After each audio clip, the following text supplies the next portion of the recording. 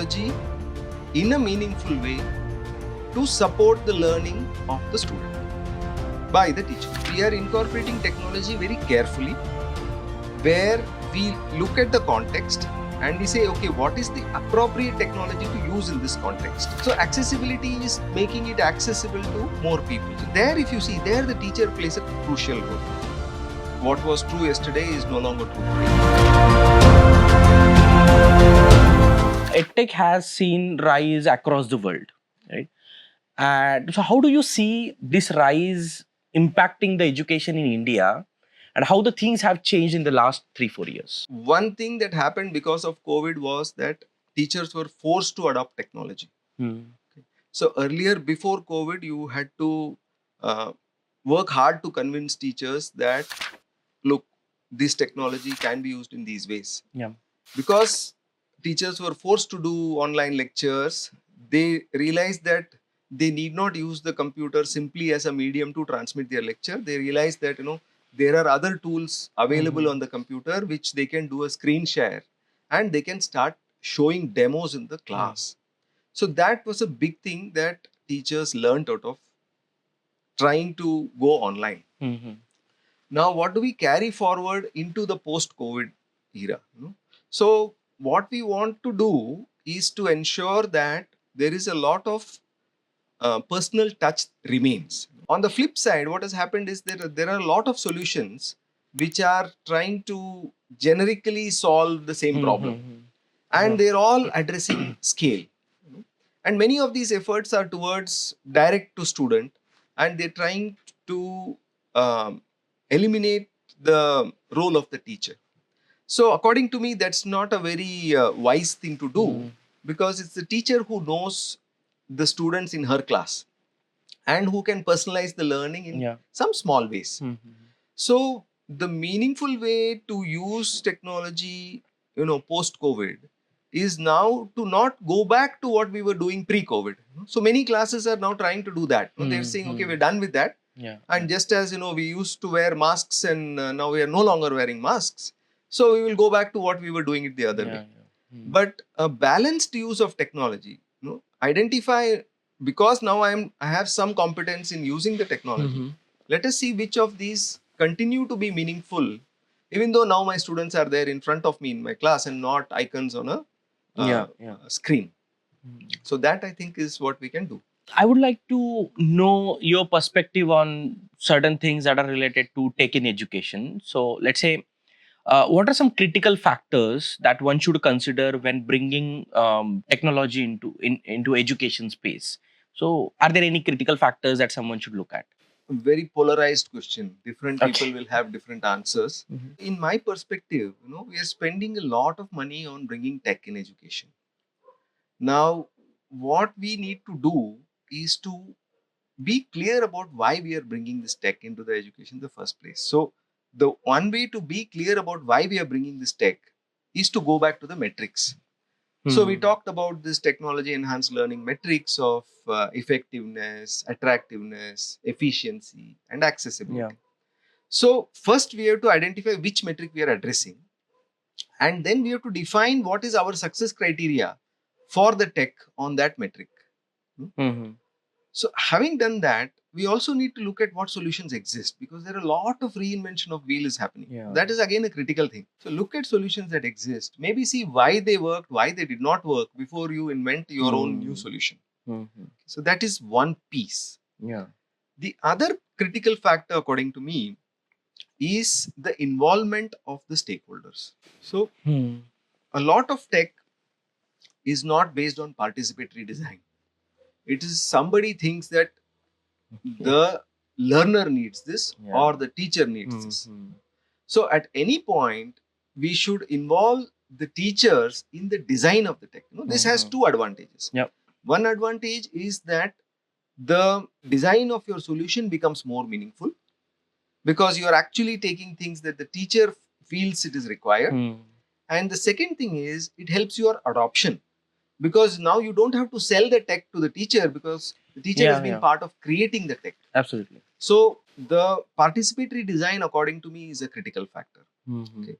The third critical factor is to be able to empower teachers as well as students to create something with the tech, not simply consume something that is being dumped on them. So whether if I'm a teacher, I'm getting things dumped on me, like, look at these videos which that prof has given and use it in your class. If I'm a student, again, things are dumped on me saying that, okay, here are some assignments, submit it in this way, or so on and so forth. Right? So what is required is, as a teacher, I should be empowered to create. I should be empowered to say that, look, that is a video on the same topic. That person has given the lecture in their context, in their university. Here is a piece that I'm adding, which is for my students. So that empowerment of creating some tech and putting it back is important for the teacher. And similarly for students also. They are not simply going to consume the tech that, okay, somebody built a VR environment and I'm going to go and play in it and learn. We should enable them to tweak the environment and make their own stories using that. So that is when the tech adoption as well as the usage will be more meaningful. And finally, I think what we have to also do is to keep looking at, meeting our metrics. So evaluation has to be continuous. And in this respect, I would like to mention one framework that has come out of IIT Bombay, which is called the Tula framework, which helps companies to evaluate their products on several criteria, including content, pedagogy, and technology. As you were talking about EdTech Tulna framework as well, so with so many EdTech tools available right now, so teachers now is in a kind of a space where the teacher is not very sure whether a particular tech tool is useful enough to enhance the teaching practices or to even enhance the student learning or their experiences in the classroom. So how this EdTech Tulna framework or this tool might help educators, or to be very specific, do you think it will be helpful for teachers? Can they directly use it to evaluate the tools and determine the quality of the tools? Can they do that? So again, things keep evolving. So the Tulna framework is also evolving. So right now it is targeted towards evaluating products, and the evaluation is an expert evaluation. But there are also guidelines for teachers that they can adopt to evaluate individual products. So at an abstract level, the teachers can look at, is the content accurate? Is the content relevant? Is the content doing things in my context? And the teachers can look at the pedagogy and evaluate whether, can I implement this pedagogy in my classroom? And the teachers can look at the technology and say that, look, is this technology easy for my students to use? Is it, again, meaningful in my context? So in that way, given any product, a teacher can answer these questions. Okay. And however, what would be good is for, multiple teachers in a school coming together and deciding, okay, we are going to use this product. Because if one teacher is doing one thing and another teacher is doing another thing, that becomes too much for the school as well as the students. So we ourselves also found it in our classes. Like some of us would use Mentimeter, somebody else would use some other tool for pretty much the same purpose. Now, when you look at it from the student's perspective, they have to use two tools. So some of us would use Google Classroom, somebody else would use Moodle, a third person would say, I'm going to do something on Piazza, and things like that. So there, a little bit of coordination among teachers makes it easy for students. Okay. So is there such a thing as age appropriate use of edtech, and how schools should go about it? So this is primarily stemming from the fact that, let's say, for example, nowadays coding is also there in primary grades. So what do you think about it? Okay, so there are two things. One is about coding, the other is the age appropriateness of technology. First, talk about the age appropriateness. So age appropriateness actually varies from population to population, right? So for one population, they may be used to having devices at a very early age. For another population, they may not be. So there, what my take is that, we have to ensure that the technology does not foster more and more isolation and engaging only with the technology. See, finally, at the end of the day, we are human beings and we need that human connection to contribute meaningfully and to grow ourselves. So any use of technology which leads to more and more isolation is not desirable at an early age. So those technologies should be brought in only once the student can discriminate about how much of the technology to use for and for what purpose. Got it. Now coming to a question on coding. So yes, a lot of coding is being pushed down to the primary. So my take is that we have to separate the idea of coding from computational thinking. Okay. So this idea of computational thinking is, while it is sufficiently old now, what we had done, you mentioned the Computer Masti books that we have written. So what we had done in the Computer Masti books was that in grade 3, we started talking about stepwise thinking. So there's a chapter in Computer Masti in grade 3 which says stepwise thinking, how to do stepwise thinking. In grade 4, it's logical reasoning. Okay. In grade 5, it is synthesizing. Okay, now these are the chapters where the thinking skills are being developed.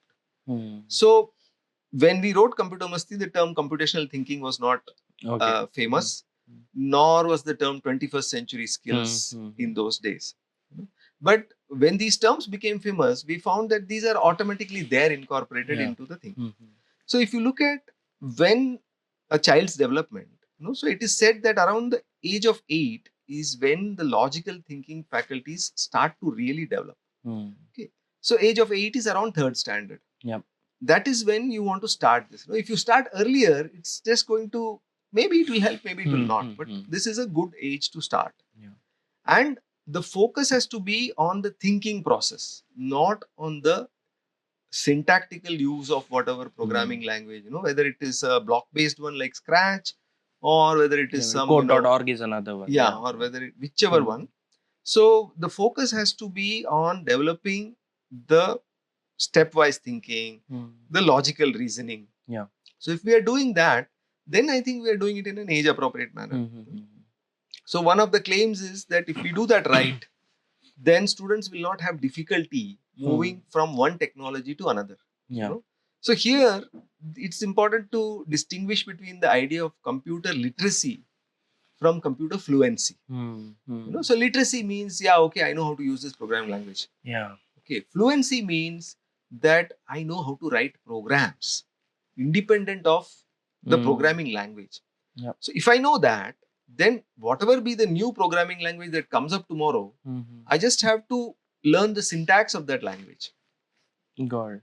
So some of our listeners might be having this question in mind, and so let's say, for example, this is a kind of a, let's say if you have an unlimited budget and you have been asked to kind of create a tech infused classroom or a ultimate tech enabled classroom, so what all would you include in it? What all you would like to have into it so that the learning experience for the students become transformative? So, as you know, my position is not so tech focused.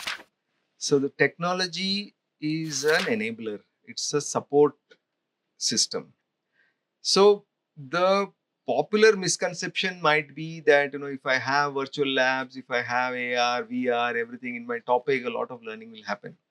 Okay. But learning happens when the student grapples with the content. Okay. And that's something which we all know. It's not, if you are able to swim in a VR environment, it does not mean that you will be able to swim in a swimming pool. So you have to actually practice the skill, or you have to grapple with the content that you're learning. So for me, the technology that enables this kind of grappling for the student is the one that is the ultimate thing. So there, if you see, the pedagogy also plays a big role.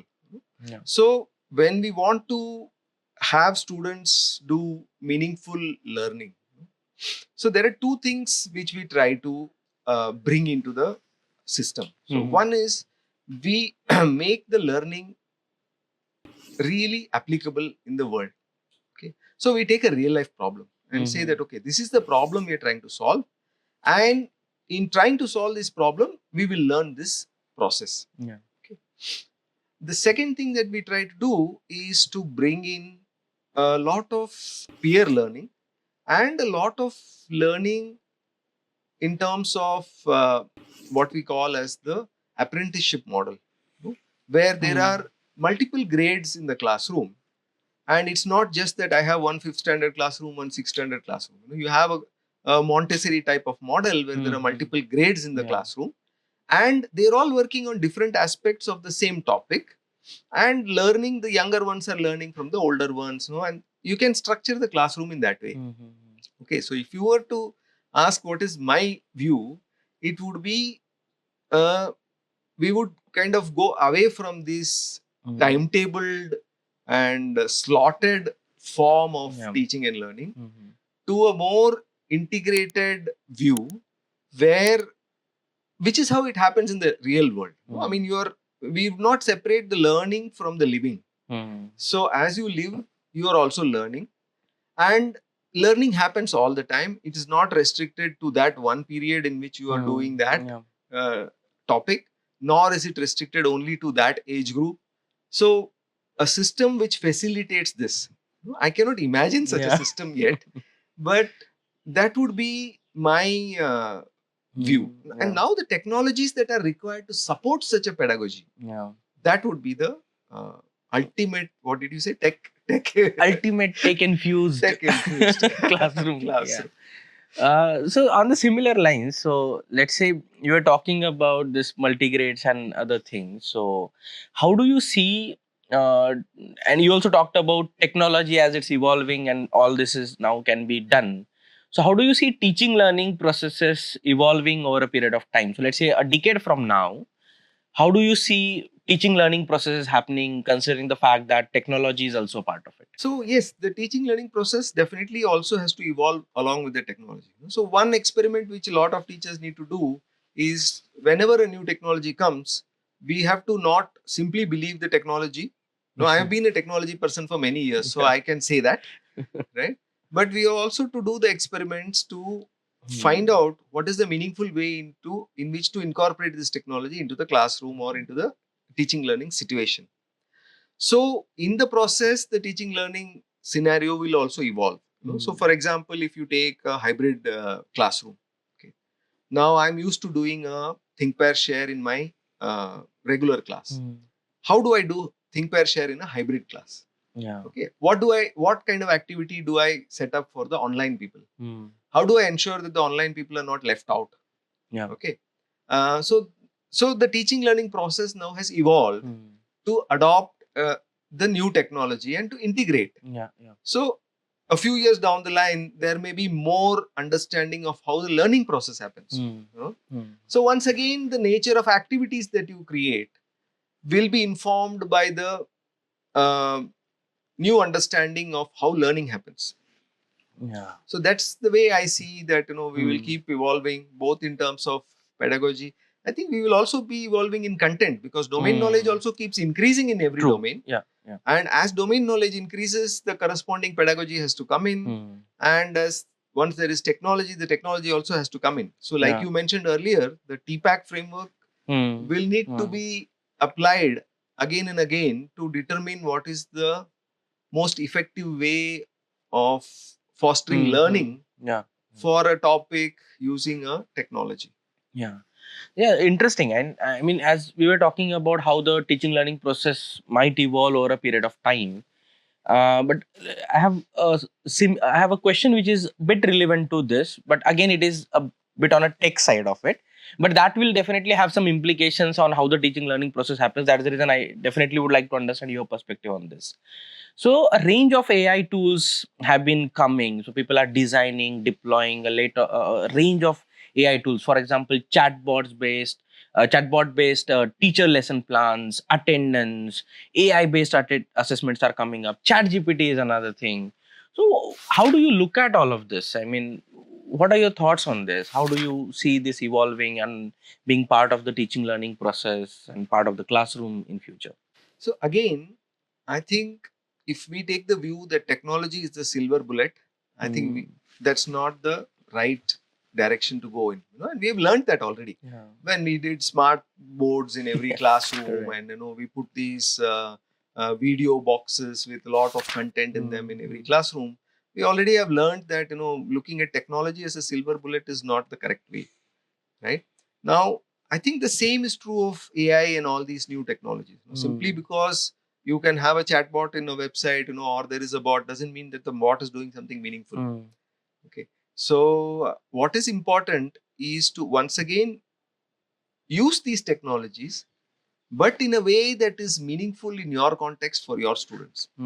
So, for example, you could go to a AI based tool to get basic idea of how others have taught a particular topic. Okay, so it can give you some draft lesson plan, but simply executing that lesson plan is not the way to go. That's not going to work. Now you have to customize that lesson plan for your own students, and that is where the teacher is indispensable. So the teacher. So earlier we were training teachers to write lesson plans. Let's say now you might want to train teachers to write AI assisted lesson plans.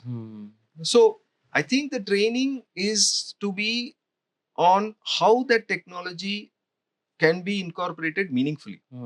We don't want to reject the technology. We don't want to go in the direction of, oh, there should be no mobile phones or there should be no use of AI. That's not the idea. The idea is to look at it and adopt it in a way that makes sense. Now, with AI type of technologies, there are a lot of ethical issues also that come into picture. Right? So, what is ethical use of an AI, generative AI technology?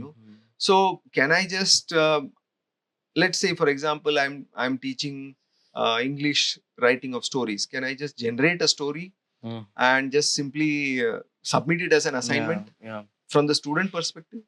From the teacher perspective also, can I simply trust whichever story is generated and teach that in my classroom without applying my thought on where is the story, what are the values being taught in it, etc. So there are a lot of these questions, and soon I think we will see policies that come out on how AI as well as generative AI can be used by teachers, students, education researchers, and so on. Yeah, this conversation has been very interesting, and I really enjoyed this conversation. And just to kind of now coming towards the end of this episode, to wrap up, what do you hope to achieve in the coming years in terms of, let's say, the education in India? How do you kind of look at it, and what we should aim for? And considering the fact that there is continued integration of edtech happening in the teaching learning landscape, so what do you hope to achieve in the coming set of years in education in India? Okay, so if we talk about what we want to achieve in terms of education, we have to go back to the purpose of education. Why are we trying to educate and for what purpose? So at one level, the purpose of education is employment. You want to people to make a livelihood. So that is a valid purpose, but it's a narrow purpose. Okay. And then if you look at, for example, organizations like UNESCO, they typically come out with very well written documents on what should be the purpose, where we should go. So I think that many of those are the way to go. For example, if you say, let us expand the purpose from beyond employability. So there is the purpose of satisfaction. Okay, so education should, there is the purpose of being able to contribute to society. Okay, so education has to meet all these purposes also. Okay, there is the purpose of developing into a balanced human being. Okay, so to this effect, one of the recent UNESCO documents that I was looking out had this term called human flourishing. Okay. So I think that kind of captures it well, that each human being should be able to flourish in whichever way they want. Basically what our ancient sages and all have talked about in terms of, blossoming of the consciousness. Yeah, interesting. And I think with this, we'll conclude this episode. And thank you so much for coming today and I enjoyed this. I hope you also enjoyed the conversation. Yeah, surely. I also enjoyed. Thank you so much, Professor Sridhar, for being the part of the episode of KEF Kaarvaan today.